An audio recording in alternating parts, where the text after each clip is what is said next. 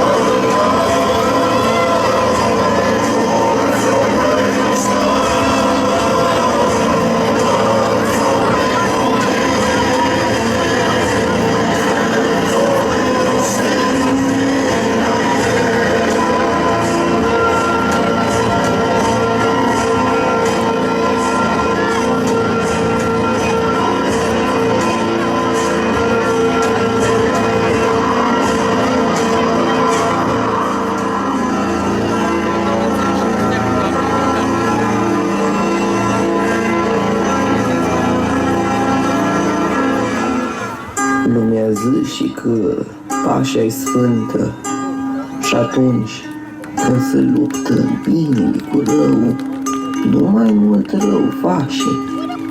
Ai dormintare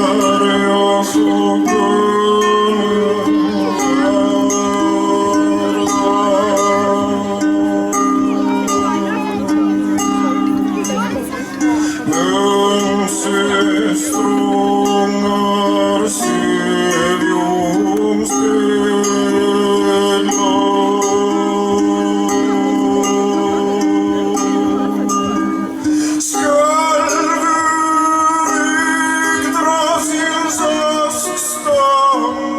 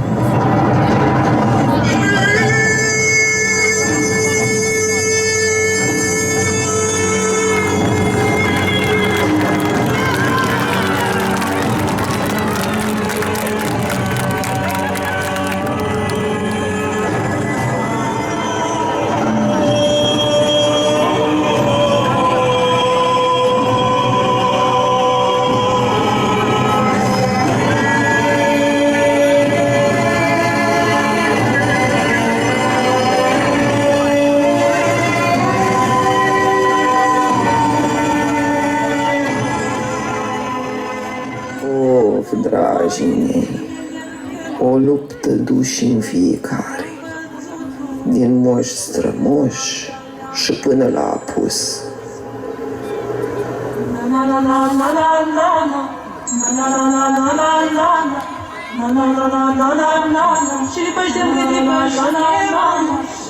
Și până-i gata, nu uita.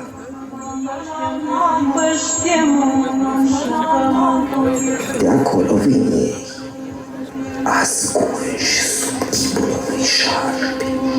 Eu cu banii când noi murim, să mă îngroape.